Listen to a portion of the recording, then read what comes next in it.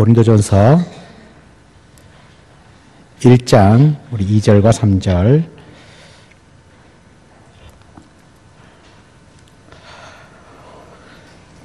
우리 다 같이 우리 2절 3절 같이 읽습니다. 고린도에 있는 하나님의 교회 곧 그리스도 예수 안에서 거룩하여지고 성도라 부르심을 받은 자들과 또 각처에서 우리의 주 곧 그들과 우리의 주 되신 예수 그리스도의 이름을 부르는 모든 자들에게 하나님 우리 아버지와 주 예수 그리스도로부터 은혜와 평강이 있기를 원하노라. 아멘. 아멘.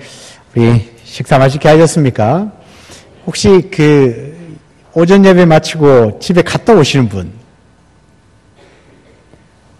네, 몇 분 안 계시네요. 다 교회에 계셨습니까? 제가 지난주도 말씀드렸지만 도대체 어디 계십니까? 하여튼 어디 다 사라졌다가 확 오네요. 신기합니다. 이런 것도 기적인 것 같은데 다들 저기 봉암 수원지 갔다 오시나 봐요. 그런 건 아닌가요? 하여튼 잘 오셨습니다. 하나님께서 큰 은혜 주실 줄 믿습니다. 우리 앞에 인사 나누겠습니다. 오전에 우리가 인사 나누었지만 우리 성도님이 계셔서 아름다운 교회가 더 아름다운 것 같습니다. 그렇게 인사하겠습니다.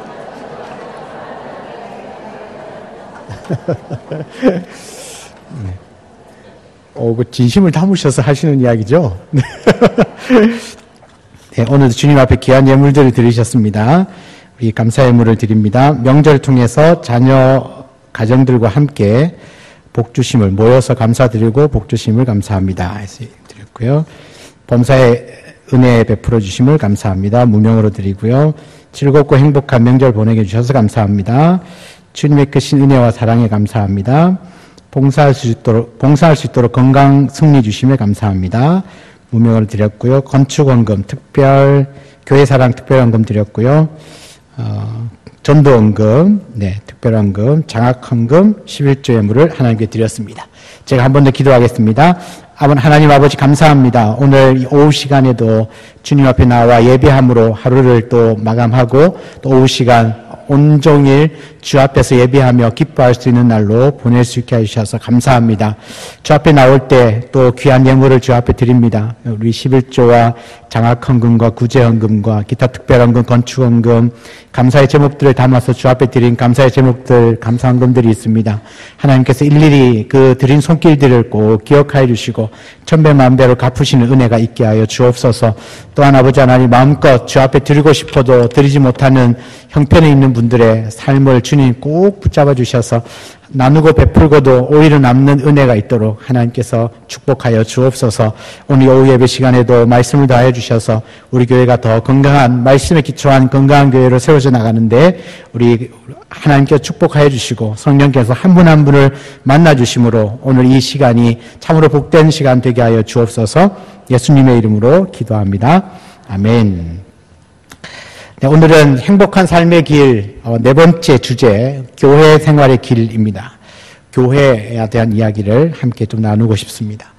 여러분 한 사람이 그리스도인으로 태어나는 순간 교회의 일원이 됩니다. 교회에 소속이 되어지게 된다는 얘기죠.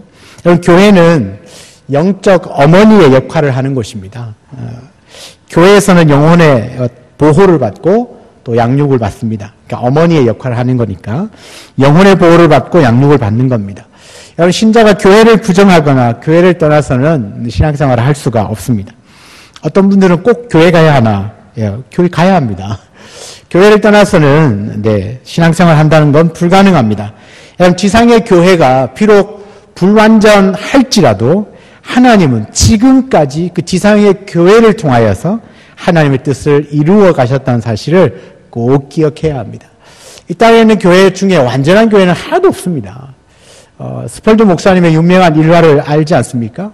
어떤 사람이 목사님에게 찾아와서 이 땅에 완전한 교회가 있으면 좀 소개시켜 주십시오 라고 물었더니 스펄드 목사님이 이런 이야기를 하셨어요. 혹시 당신이 여기저기를 다니다가 그런 완전한 교회를 찾거들랑 당신은 절대로 그 교회에 등록하지 말라고 그런 이야기를 했다고 그러는데요. 이 땅에 있는 교회가 완전한 교회는 하나도 없습니다. 모두가 다 불완전합니다. 왜요?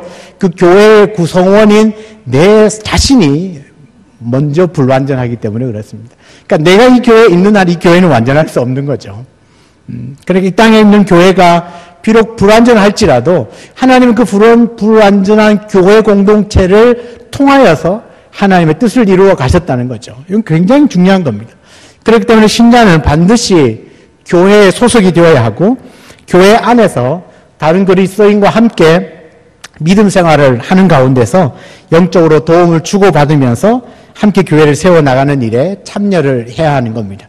그래서 교회는 반드시 성도는 교회에 소속이 되어야 하고 함께 신앙생활을 해나가는 이 공동체 안에서 교회가 함께 세워져 가는 것이죠. 그래서 여러분 신앙생활을 잘 하려면 이 교회와의 관계를 잘 맺어가야 하는데 교회와의 관계를 어떻게 맺어가는가에 따라서 그 교회의 영향을 받고 그 교회에 따라서 내 믿음도 성장하고 때로는 침체되기도 하고 다양한 걸 경험하게 되죠. 그래서 신앙생활을 잘 하려고 하면 교회가 어떤 곳인지를 분명히 잘 알아야 합니다. 여러분 교회가 무엇입니까? 교회가 뭘까요? 오늘 신학적인 이야기를 조금 하겠습니다. 교회는요 크게 나누면 유형교회와 무형교회가 있습니다. 유형, 무형, 그냥 그 말 그대로 유형, 어떤 형태가 있는 교회, 무형, 형태가 없는 교회, 이 두 가지로 나눌 수 있습니다. 크게 나누면 쉽게 이야기하면 유형교회는 우리 아름다운 교회처럼 이렇게 건물로 보여지는 이런 교회를 유형교회라고 합니다. 그럼 반대는 뭐겠습니까? 건물을 초월하는 교회, 그러니까 무형교회는 무형교회, 건물을 초월하는 겁니다. 그래서 우주적인 교회다 그렇게 이야기를 합니다. 그래서 이 무형교회는 형태도 없고 어떤 한계도 없습니다. 그러니까 나라도 민족도 종교 시대도 다 초월하는 교회가 무형교회입니다. 그래서 우주적 교회다 그런 이야기를 합니다. 그러니까 유형교회는 보여지는 교회이기 때문에 아름다운 교회, 마산 무슨 교회 하는 이런 지역 교회들이 다 유형교회에 들어갑니다. 반대로 말하면 그 반대쪽에 있는 무형교회는 시대와 공간과 인종과 나라를 다 초월하여진 교회인데 이 교회는 뭐냐면 예수를 구주로 그리스도로 영접한 사람들의 모임이 무형교회입니다. 그러니까 이 무형교회 성도들만 구원을 받을 수 있습니다. 그러면 한 가지 한번 생각을 해보십시오. 그럼 우리 아름다운 교회 안에는 유형교회잖아요. 그죠? 이 유형교회 안에는 예수 그리스도를 믿는 믿음의 사람이 있을까요? 없을까요? 있겠죠. 반대로 얘기를 해볼게요. 그럼 우리 교회에 다닌다고 다 예수님을 믿는 사람들만 우리 교회에 올까요? 아멘. 어떨까요? 네, 아닐 수도 있습니다. 네. 교회를 나온다고, 그러니까 유형교회에 출석한다고 다 예수를 구주로 믿는 것은 아니죠. 그러면 이 유형교회 안에는 예수를 믿는 사람도 있고 믿지 않는 사람들도 있습니다. 그러면 이 교회에 나온다고 다 구원받는 신자들이 아닐 수 있다는 거죠. 그러면 우리 교회 안에는 유형교회 신자도 있고 무형교회 신자도 있습니다. 지금 잘 따라오고 계시죠? 눈만 껌뻑껌뻑 하시면 안 돼요. 네. 우리 교회 안에는 유형교회 성도들도 있고 무형교회 성도도 있습니다. 제가 좀 구분해 보겠습니다. 유형교회 성도는 교인이라고 부릅니다. 교인. 무형교회는 성도라고 부릅니다. 그럼 우리 아름다운 교회 안에는 교인도 있고 성도도 있습니다. 맞죠? 그러면 누가 구원을 받습니까? 성도가 구원을 받는 겁니다. 그러니까 우리 교회 안에 이 지역적으로 세워져 있는 이 교회 안에는 여기에 출석한다고 다 구원받는 건 아니고 이 안에서도 예수를 구주로 영접하는 무형교회, 우주적 교회의 멤버가 되어야만 구원을 받을 수 있다는 거죠. 그러니까 범위적으로 말해서 시대도 관계없고 나라와 민족도 관계없습니다. 우리가 여기 아름다운 교회를 다니든 부산에 있는 교회를 다니든 서울에 있는 교회를 다니든 어느 교회든 관계없이 예수를 구주로 영접하면 모두가 다 우주적 교회, 무형교회의 성도가 되는 겁니다. 여러분, 교회는 무엇입니까? 그러면 교회는 일단 건물이 아니라는 겁니다. 건물이 아니에요. 건물로 보여지는 건 유형교회는 완전하고 거기에 있는 멤버라고 해서 다 구원받는 것이 아니기 때문에 실제적으로 교회는 건물이 아니라 예수를 구주로 영접한 하나님의 사람들의 모임, 공동체가 교회인 것이죠. 여러분, 이 교회라는 말을 그리스어, 그러니까 히브리어, 헬라어, 히브리어는 구약 성경이 기록되어졌고 헬라어는 신약 성경이 헬라어로 기록이 되어져 있잖아요. 이 헬라어에서 영어로 가기 전에 중간에 헬라어를 그리스어로 번역, 그리스어가 헬라어군요. 네. 그 번역하고, 요게 이제 영어로 가는데, 그 그리스어는 뭐라고 번역했냐면, 에클레시아라고 했습니다. 에클레시아. 들어보셨죠? 이 에클레시아라고 하는 뜻이 뭐냐면, 불러냈다는 겁니다. 불러낸 무리, 불려 나온 사람, 이런 뜻이 에클레시아입니다. 그러면 이 교회가 에클레시아인데, 그러면 어디로부터 불려 나왔느냐 하면, 이 세상, 이 죄와 세상 가운데 있었는데, 거기서 불러냈다는 겁니다. 불러냈다는 거죠. 불러내서 따로 이렇게 구별해 놓은 무리들을 교회라고 말합니다.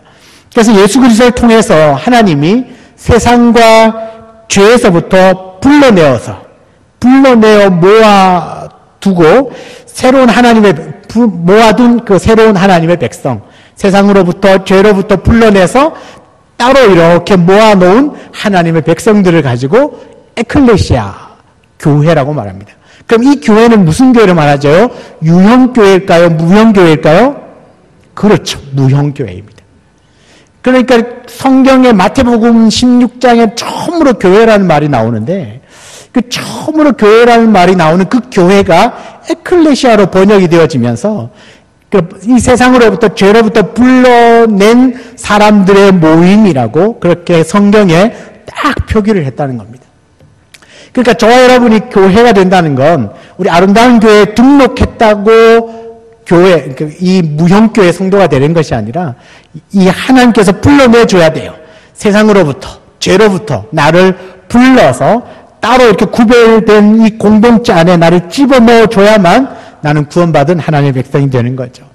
진짜 교회가 되는 겁니다. 그러니까 신약의 교회는 바로 에클레시아로 번역되어진 겁니다. 구별된 무리들, 세상으로부터 구별시켜준 무리들, 세상으로부터 불러낸 사람들, 구별된 무리들, 그런 의미를 가지고 있어요. 그래서 성도는요, 그러므로 성도는 바로 교회고 그 성도의 공동체가 교회입니다. 그래서 여러분, 이 교회가 무엇인가라고 했을 때 가장 첫 번째 우리가 딱 생각해 볼 수 있는 건 성도라는 겁니다. 성도. 거룩한 무리.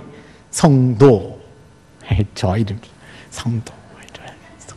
아주 좋아요. 네. 성도입니다. 성도. 세상으로부터 불러낸 사람이란 뜻이죠. 세상, 죄로부터 불러내어서 구별시켜준 사람. 성도. 그 성도가 교회입니다. 오늘 고린도전서 1장 2절을 읽었죠? 고린도에 있는 하나님의 교회. 자, 고린도에 있는 하나님의 교회는 지역교회죠. 그죠?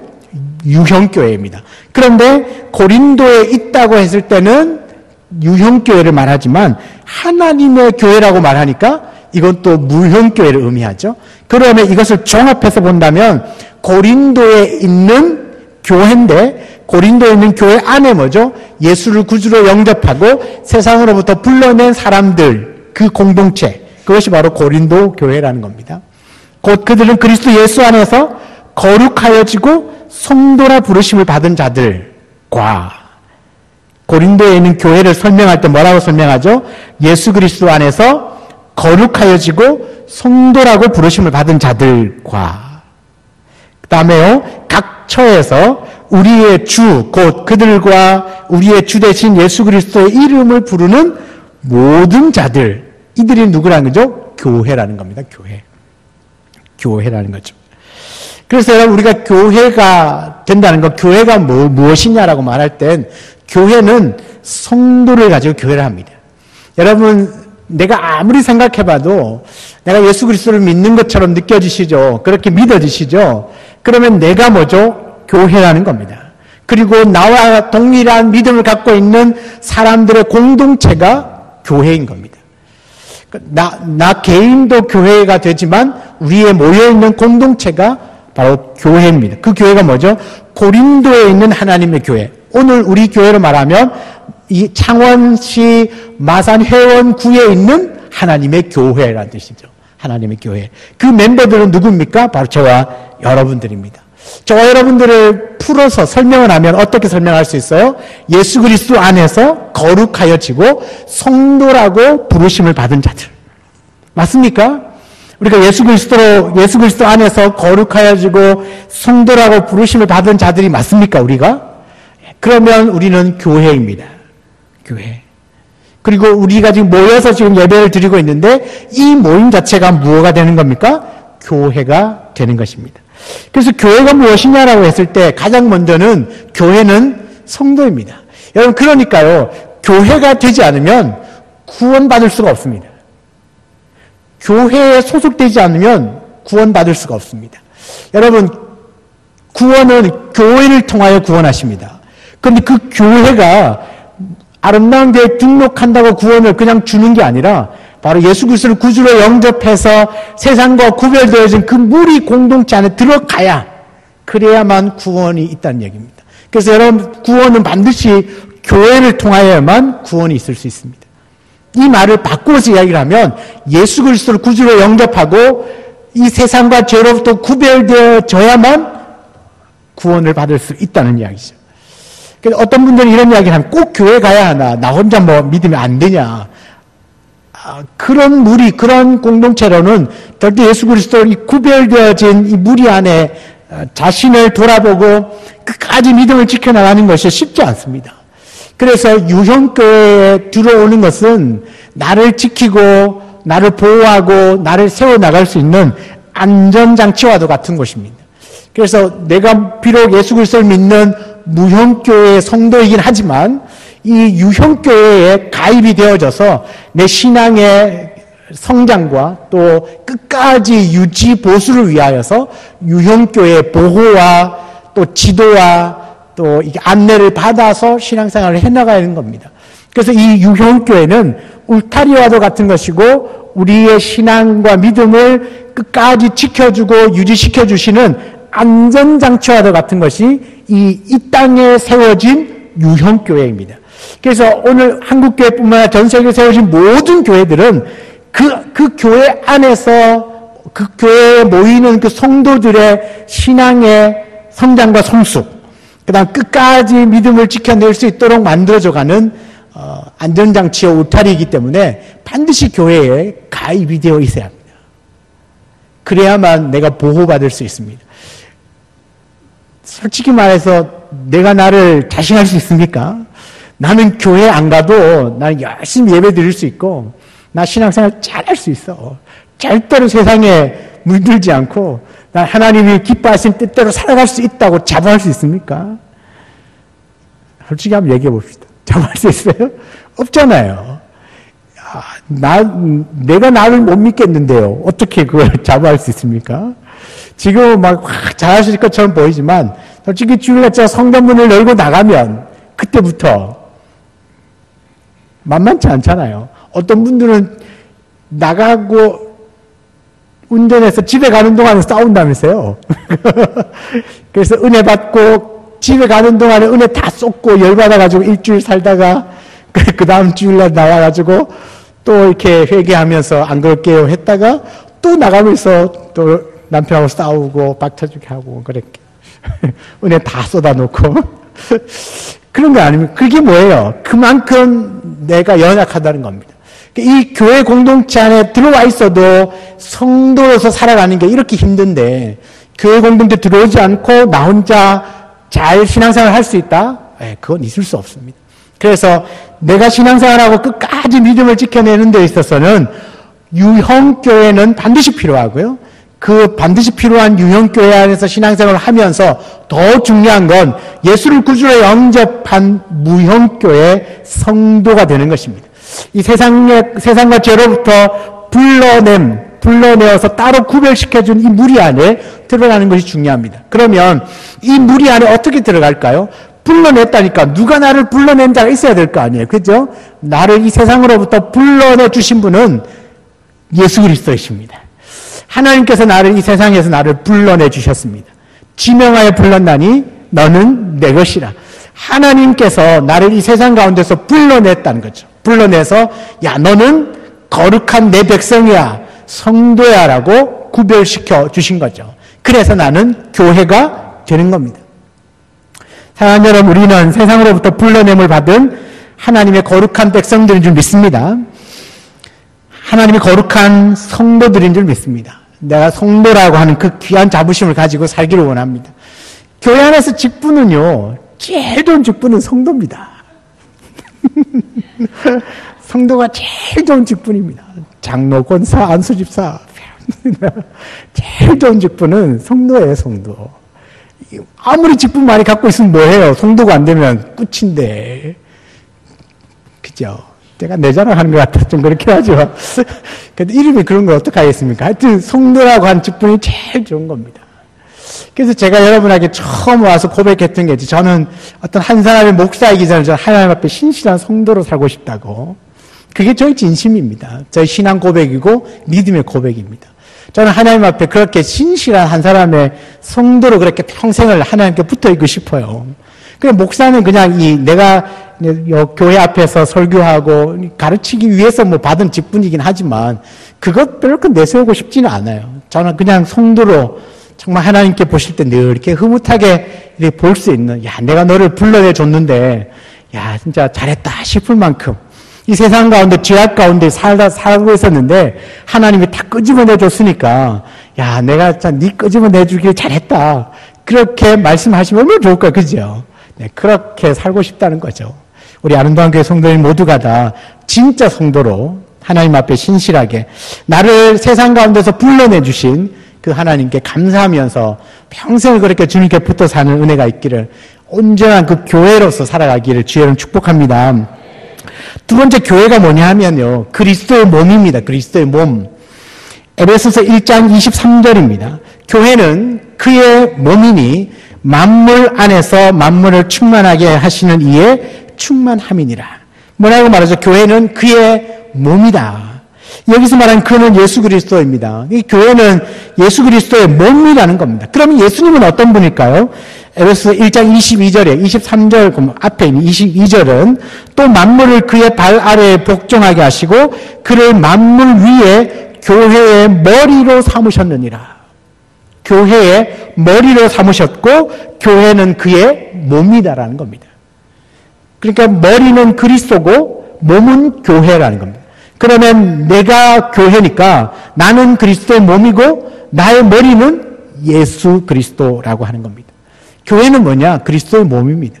여러분, 내 이 몸인데, 너무 자세하게 보지 말고, 제 몸인데, 몸의 머리가 누구라는 거죠? 예수님이라는 예수님.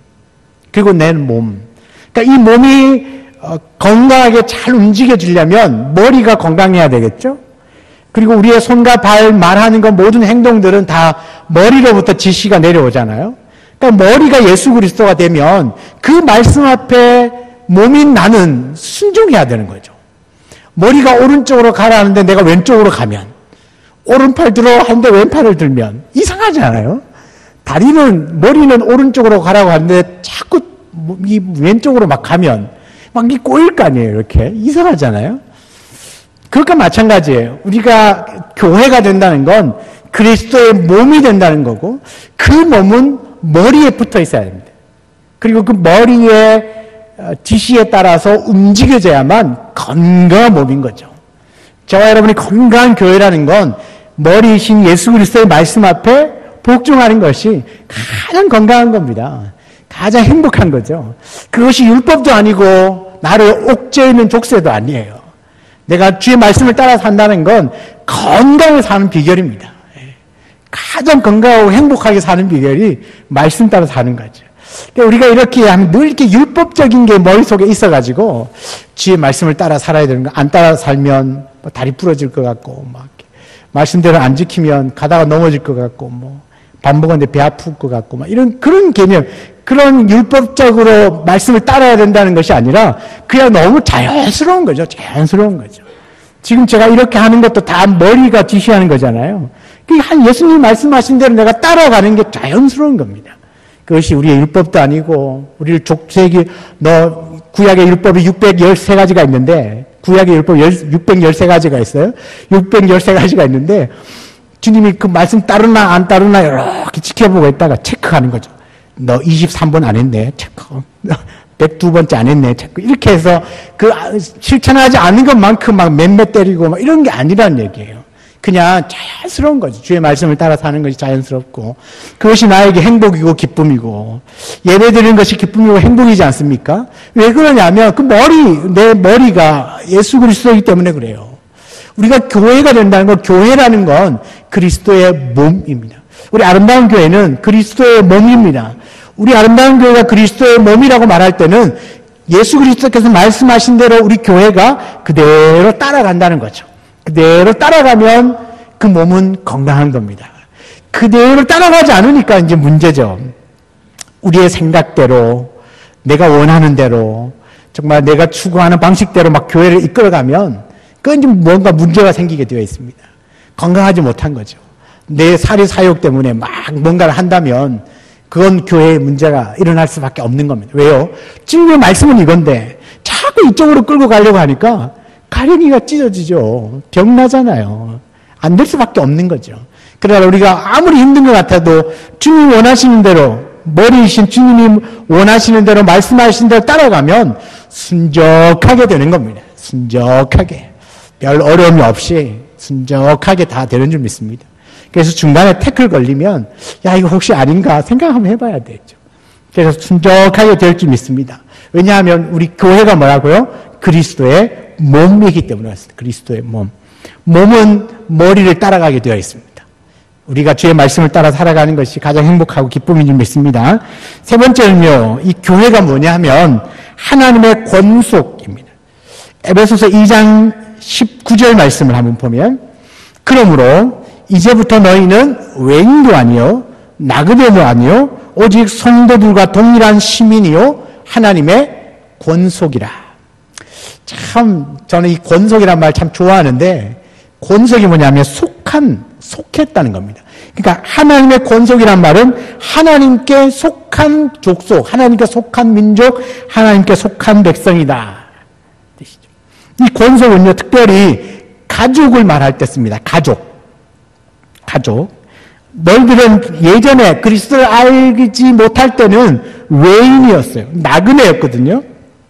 하나님과 관계없는 사람들이었어요. 그런데 이제는 예수 그리스도를 영접하고 난 이후에는 성도들과 동일한 시민이고 하나님께 속한 백성이 되었다는 겁니다. 이제는 하나님의 가족이 되었다는 거죠. 가족. 여러분 빌립보서 3장 20절에 보면 그러나 우리는 우리의 시민권은 하늘에 있는지라 거기로부터 구원하는 자 곧 주 예수 그리스도를 기다리노니 우리의 시민권은 하늘에 있다. 여러분 우리는 비록 이 땅에 살아도 우리의 시민권은 하늘에 있어요. 믿으십니까? 제가 지금 그 창원시 마산해원구 양덕 2동 거기 어딘가에 사는데 제 주소가 거기 있잖아요. 그런데 내가 교회가 되면 천국시로 바뀐다는 겁니다. 내 주소지가. 그래서 천국의 시민권을 얻는다는 거죠. 대한민국이 아니라 천국. 그 천국의 시민권을 얻게 된다는 거죠. 뭐가 되면? 교회가 되면. 교회가 된다는 것은 교회는 바로 그 하나님의 권속, 하나님의 시민이 되는 놀라운 특권을 받았다는 겁니다. 저와 여러분이 교회가 되는 건 그런 것. 비록 내가 이 땅에 살고 이 땅에 몸을 닫고 있지만 나는 이미 내 주소는 어디로 변경됐다는 거죠? 천국 시민으로 변경이 되었다는 겁니다. 요즘은 미국 시민권만 갖고 있어도 전 세계 어딜 가도 떵떵거리며 살잖아요.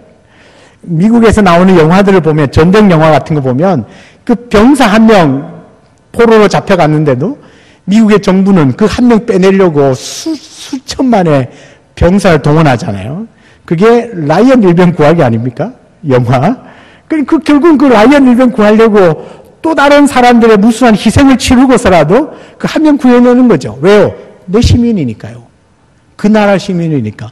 그러면 사람들이 어느 나라에 가서 살아도 그 미국의 시민권자면 당당합니다. 두려움이 없어요. 왜요? 내가 혹시나 어려움을 당하면 누가 와서 나를 건져주죠? 예, 미국이라는 국가가 나를 나를 찾으러 와요.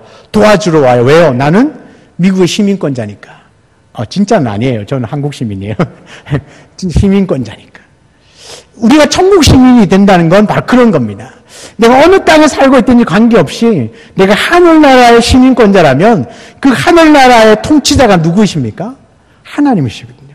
그러니까 하나님이 부리는 그 천군 천사들을 동원해서 이 하늘 시민권자들을 보호하시지 않겠습니까? 어려운 가운데 와서 도와주지 않겠습니까? 이 굉장한 특권을 얻는 겁니다. 그런데 그 특권이 누구에게 주어지는 거죠? 교회. 그래서 그 교회는 하나님의 권속이라고 말합니다. 하나님의 권속, 하나님께 속한 백성, 하나님께 속한 가족이 되는 겁니다. 가족. 그 가족을 교회라고 말합니다. 그래서 교회는 비록 이 땅에 우리가 살고 있어도 우리는 이미 하늘 시민권자로서 우리의 주소지가 변경된 사람들을 의미합니다. 여러분, 그래서 우리 교회는 이 땅에서 모두가 다 영광스러운 교회입니다. 여러분 보십시오. 우리 교회를 지칭할 때 뭐라고 했죠? 에클레시아, 세상으로부터 불러냈다는 거죠. 그래서 구별시켜준 공동체, 구별시켜준 사람, 그 사람들의 모임 공동체가 교회입니다. 그래서 다른 말로 하면 성도라고도 부르고 또 뭐라고 불러요? 성도? 벌써 잊어버렸습니까? 뭐요? 정녕 모르시는 겁니까? 진짜 모르시는 겁니까? 가짜로 모르시는 겁니까? 성도라고 부르고 그리스도의 몸, 그 다음에 하나님의 권속, 그렇게 교회를 말합니다. 그럼 내가 교회가 되었다는 건 내가 성도가 되었다는 것이고 그리스도의 몸이 되었다는 것이고 하나님의 권속이 되었다는 뜻입니다. 우리 아름다운 교회가 교회라고 할 때는 뭐예요? 우리 아름다운 교회가 뭐가 됐죠? 성도들의 모임이고 그 다음에 그리스도의 몸이고 하나님의 권속, 하나님의 백성들의 모임이라는 뜻입니다. 우리 아름다운 교회는 모든 성도님들 모두가 다 진짜 성도이기를 주의로 축원합니다.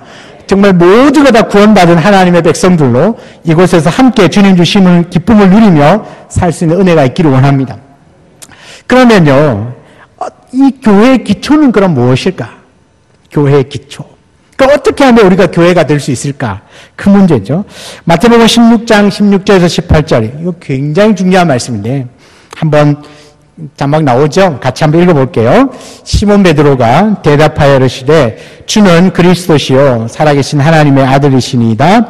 예수께서 대답하여 이르시되 내가 복이 있도다. 이를 내가 알게 하니는 혈육이 아니요 하늘에 계신 내 아버지시니라.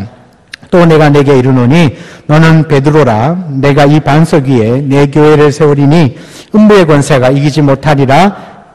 아멘.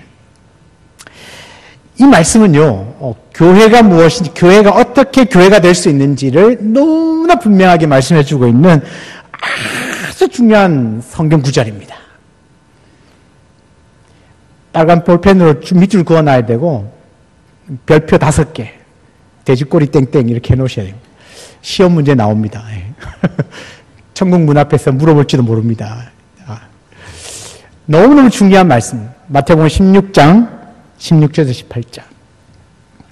여러분 보시죠. 가이사랴 빌립보 지방을 지나가고 있었습니다. 예수님이 제자들에게 물었어요. 야, 사람들이 나보고 뭐라고 부르더냐? 그랬더니 제자들이 이런저런 이야기를 합니다. 들었던 이야기를 하는 거죠. 예수님은 선생님 중에 선생님입니다. 최고라는, 선생님 중에 최고라는 거죠. 예수님은 선지자 중에 선지자입니다. 이런 선지자가 없습니다. 다른 사람들이 그렇게 이야기하더라는 거죠. 그랬더니 예수님이 물어봅니다. 제자들에게. 야, 그러면 너희들은 나를 누구라고 아느냐? 그랬더니 그 중에서 아주 나서기를 좋아하는 베드로가 손을 바짝 들고 저요! 라고 대답합니다. 주는 그리스도시요 살아계신 하나님의 아들이십니다. 옳거니 맞다. 야, 니 정말 정답을 이야기했구나. 그런데 그 정답을 알게 한 건 너가 열심히 공부하고 뭐 탁월하고 똑똑해서가 아니라 하늘에 계신 하나님 아버지께서 알려주신 것이다 라고 말씀하세요. 그리고 그 정답을 말한 베드로에게 뭐라고 축복하시냐면 너는 베드로라. 이 반석 위에 내 교회를 세우리니. 여러분, 이 본문에 대한 해석을 가지고 로마 가톨릭, 오늘날 말하면 우리나라는 천주교회죠. 천주교회와 개신교가 나누어졌습니다. 확연한 차이가 바로 이 본문을 어떻게 해석하느냐에 따라서, 어떻게 해석하느냐에 따라서 가톨릭이 되느냐, 개신교가 되느냐 구분이 되어졌다는 거죠. 먼저 로마 가톨릭, 천주교회는 이렇게 해석합니다. 내가 너에게 이르노니 너는 베드로라. 이 반석 위에 내 교회를 세운다. 베드로의 뜻이 뭡니까? 반석이라는 뜻입니다. 그러니까 너는 베드로인데 이 반석 위에, 베드로 너 위에 내 교회를 세우겠다. 그러면 그 교회의 기초가 누구입니까? 베드로가 됩니다. 이해하시죠? 베드로라고 하는 뜻이 반석이란 뜻이에요. 그런데 주님이 뭐라고 말씀하시죠? 너는 베드로고 이 반석 위에 내 교회를 세울 거야 라고 말했으니까 그냥 단순하게 생각해 보면 교회가 지금 어디에 세워진 겁니까?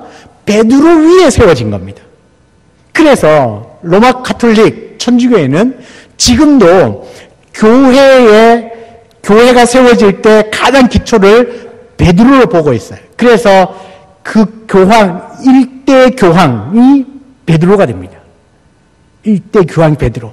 그리고 12제자가 있지만 모든 제자들보다 가장 우위에, 가장 탁월한 제자는 베드로라고 이야기를 합니다. 그래서 베드로 수위권을 주장했습니다. 그때부터. 베드로 수위권을 주장하고, 그 다음에 그 성경, 우리 자막은 없지만, 마태복음 16장 19절부터 쭉 보면, 천국 열쇠를 그 베드로에게 맡겨요. 그래서 네가 열면 나도 열고, 너가 매면 나도 맬 거다고 그러거든. 그래서 베드로가 뭘 갖고 있냐면, 천국 열쇠를 들고 있어요. 이건 뭐죠? 누구를 구원해주고 누구를 구원해주지 않고의 권세가 누구에게 있다고? 베드로에게 있다고 말합니다. 그래서 교황 절대권이 나옵니다. 거기서. 그래서 베드로의 후계자로 자처하고 있는 교황들이 모든 사제들보다 우위에 있고 천국 열쇠를 들고 있을 만큼 굉장한 권세를 갖고 있어서 성경보다라도 그 교황의 말이 더 우위에 있다라고 지금도 가르치고 있습니다. 그러나 개신교는 그렇지 않다라고 말합니다. 왜 그러냐면 여러분 이 베드로는 이제 예수님의 제자 베드로를 지칭하죠. 베드로는 헬라어 기록할 때 우리나라 국어는 성의 개념이 별로 없잖아, 그죠? 그런데 영어도 그렇고 헬라어나 히브리어도 그렇고 성이 굉장히 중요합니다. 그런데 베드로는 남자니까 남성 명사입니다. 그런데 여러분 반석이라고 표현된 건 여성 명사입니다. 그러니까 너는 베드로라 이 반석 위에 내 교회를 세운다고 했을 때 이 반석이 정확하게 누구? 베드로를 가르치는 것이 아닌 겁니다. 만약에 이 반석이 베드로라면 반석이라고 하는 단어가 어떤 명사로 써야 될까요? 남성 명사로 기록이 되어져야 되겠죠. 그래야만 이 반석은 베드로를 가리키는 겁니다. 그런데 베드로는 남성 명사인데 반석은 여성 명사죠. 그러니까 반석이 가르치는 건 베드로가 아니라는 얘기예요. 그럼 도대체 이 반석은 뭘까? 반석은 뭘까? 지금 대부분의 보수주의 신학자들, 개신교 정통 신학자들은 이 반석을 베드로가 말한 신앙 고백이라고 말합니다. 그러니까 베드로가 뭐라고 말했죠? 주님을 향하여서 주는 그리스도시요 살아계신 하나님의 아들이라고 말하자마자 옳거니 잘했다. 너가 베드로인데 내가 이 반석 위에 내 교회를 세울 거다. 네가 그 고백한 신앙 고백, 주는 그리스도시요 살아계신 하나님의 아들이라고 고백하는 그 믿음의 고백 위에 나의 교회를 세우겠다. 그러면 뭐죠? 베드로가 교회의 기초가 아니라 뭐가 기초가 되는 거죠? 주님을 향하여서 당신은 그리스도이십니다. 하나님의 아들이십니다라고 신앙으로 고백하는 그 믿음의 고백 위에 뭐가 세워져요? 교회가 세워져요. 이 말을 바꿔서 이야기하면 누구든지 예수를 그리스도라고 예수를 하나님의 아들이신 하나님이라고 믿음으로 고백하고 그렇게 믿으면 교회가 된다는 겁니다.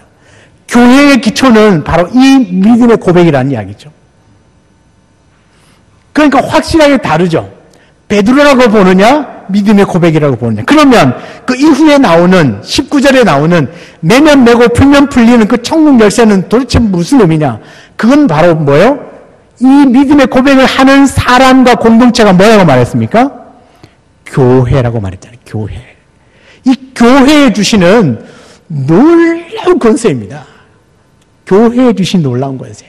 자, 그러면 내가 교회고 우리 공동체가 교회잖아요. 그런데 내가 그러면 여기서 메고 풀고 하면 하늘에서도 메고 푼다는데 굉장한 권세 아닙니까? 내가 교회가 되었으면 나에게도 그 권세가 있다 없다? 있죠. 여러분 한번 메고 풀어보셨습니까? 신발끈 메고 풀고 이거 말고 풀어보셨습니까? 이 말씀을요, 가장 간단하게 여러분 이해하기 쉽게 말하면 기도하는 겁니다. 기도. 여러분 기도할 때 하나님께서 응답하시죠? 내가 기도하는 대로 어떻게 기도하는 대로 하나님께서 그 기도를 들어주시니까 내가 여기에서 열면 풀면 하늘에서도 풀리는 겁니다. 내가 누군가에 향해서 용서하지 않으면 하나님도 용서가 안 되는 거죠. 그런데 내가 기도로 누군가를 용서하기 시작하면 하나님께서도 하늘문을 여셔서 그 용서가 은혜가 내려올 수 있도록 만들어주시는 거죠. 이 풀면 풀고 매면 매는 이 놀라운 권세는 교회에 주시는 권세인데 내가 교회가 되었기 때문에 나에게 주시는 권세예요. 그러면 내가 이걸 할 수 있는 일이 뭘까? 가장 간단하고 쉬운 일은 기도를 생각하시면 됩니다. 지금까지 너희가 아무것도 구하지 아니하였으나 구하라. 그리하면 너에게 주시리니 너희 기쁨이 충만할 것이다. 뭐예요? 내가 기도로 풀면 하나님께서도 풀어주신다는 얘기죠. 이것은 누구에게 주셨다는 거죠? 교회에 주셨다는 거예요. 교회. 그러니까 이 교회의 기초가요, 베드로가 되면 베드로에게 권세가 있어요.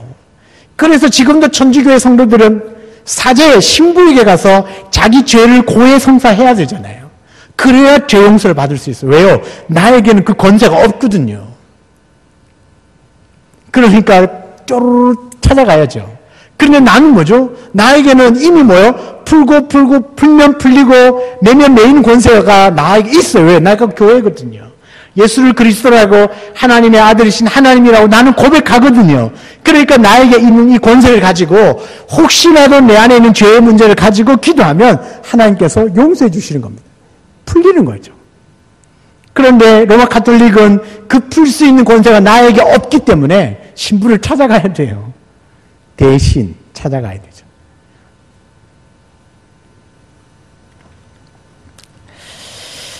베드로 수익권, 그런 최초의 교황, 천국 열쇠를 갖고 있는 분, 이 사람을 지금 로마 가톨릭 천주교회는 교황이라고 말하고 신부라고 이야기를 합니다. 이것이 바로 반석을 어떻게 해석하느냐, 바로 이 구절의 차이 때문에 나타나는 겁니다. 잘못된 해석 때문에. 그래서 지금도 빡빡 우깁니다. 반석은 베드로라고. 그런데 실제로 반석이 베드로라 하더라도 베드로가 교회의 기초가 될 수는 없습니다. 그렇다면 당연히 뭐가 되겠습니까? 베드로가 고백한 그 신앙 고백이 되겠죠. 왜요? 그 신앙 고백은 베드로의 고백이 아니라 하나님이 가르쳐 준 것이기 때문에 하나님이 우리에게 교회의 기초로 주신 말씀 아닙니까? 결국은 하나님이 주신 겁니다. 베드로가 고백한 것이지만 이 고백이 자신으로부터 나온 게 아니라 하나님으로부터 나왔기 때문에 이 교회의 기초가 되는 이 신앙 고백 자체는요, 베드로의 고백이 아니라 실제는 하나님의 고백입니다. 하나님의 고백. 우리가 바로 그 고백을 나도 똑같이 고백함으로 나는 내 교회, 하나님의 교회, 예수 그리스도의 교회가 내가 되는 거죠. 이 굉장히 놀라운 은혜를 우리가 받는 것이죠. 그래서 교회의 기초는요, 어느 누구 아니에요. 우리 아름다운 교회 설립자가 누구냐. 그 사람 우리 교회의 기초가 아니에요. 우리 아름다운 교회의 기초는 예수 그리스도 그리고 그분을 믿는 믿음 아래에 있습니다. 여러분, 지금 그러면 이 교회의 주인은 누구이십니까? 저 아닙니까? 아니죠. 여기 우리 아름다운 교회 주인은 저도 아니고 장로님도 아니고 성도님들도 물론 주인 의식을 가질 필요는 있죠. 그러나 진짜 이 교회의 기초이고 반석은 뭐겠습니까? 예수 그리스도입니다. 그래서 예수 그리스도가 우리의 주인이 되시는 겁니다. 골로새서 1장 18절 말씀 보면요, 그의 몸인 교회의 머리시라. 그가 근본이시고 죽은 자들 가운데서 먼저 나신 이시니 이는 친히 만물의 으뜸이 되려 하십니다. 그의 몸인 교회의 머리, 그리고 그분은 뭐가 된다고요? 근본이 되신다. 그랬어요. 근본이 되신다. 그래서 교회의 주인은 예수 그리스도입니다. 여러분 이거 절대 잊어버리면 안 됩니다. 교회의 주인은 우리 당회원 장로님도 아니고 여기 서 있는 담임 목사도 아니고 아니에요. 오직 이 교회의 주인은 예수 그리스도예요. 그래서 우리 교회의 주인이신 예수 그리스도의 말씀을 순적하게 따라가는 사람과 그 공동체가 건강한 교회인 겁니다. 그래서 우리가 주의 말씀들을 제대로만 듣고 그 제대로만 따라가면 정말 우리가 건강한 교회로 하나님께 영광 올려드릴 수 있죠. 우리 안에 가장 기초로는 뭐예요? 예수를 그리스도라고 하나님의 아들이신 하나님이시라고 고백하는 그 믿음의 기초 위에 내가 교회가 되고 우리 공동체가 교회 공동체가 된다는 사실을 꼭 잊지 마시기 바랍니다. 그래서 우리 교회의 머리가 예수 그리스도이니 그 예수 그리스도의 말씀을 따라가는 것이 우리 교회된 나의 가장 기본적인 본분인 줄 믿습니다. 본분. 우리 아름다운 교회의 주인이시고 우리 교회를 교회되게 하시는 그 신앙의 고백들이 저와 여러분 가운데 분명하게 있어서 어떤 경우에서라도 이것만 흔들리지 않아도 우리 교회는 세상에서 정말 든든하게 복음으로 세워져 있는 아름다운 교회가 될 줄 믿습니다. 우리 모두가 다 이 교회의 기초인 주는 그리스도시요 살아계신 하나님의 아들이라고 하는 이 신앙 고백은 죽었다 깨나도 반드시 우리가 가지고 있어야 될 믿음의 고백인 줄 믿습니다. 한번 같이 따라해 볼까요? 주는 그리스도시요 살아계신 하나님의 아들이십니다. 다시요. 주는 그리스도시요 살아계신 하나님의 아들이십니다. 여러분 이 믿음의 고백이 분명할 때 저와 여러분이 하나님이 그토록 사랑하시고 원하셔서 이 세상 나라들 가운데 세상 속에서 불러내셔서 구별된 하나님의 백성으로 거룩한 하나님의 자녀 성도로 그리스도의 몸으로 세워주신 줄 믿습니다. 그래서 우리가 진정한 교회됨을 누리고 사는 은혜가 있기를 주의 이름으로 축원합니다. 우리 찬양 같이 하고 우리 기도하도록 하겠습니다. 우리에겐 소원이 하나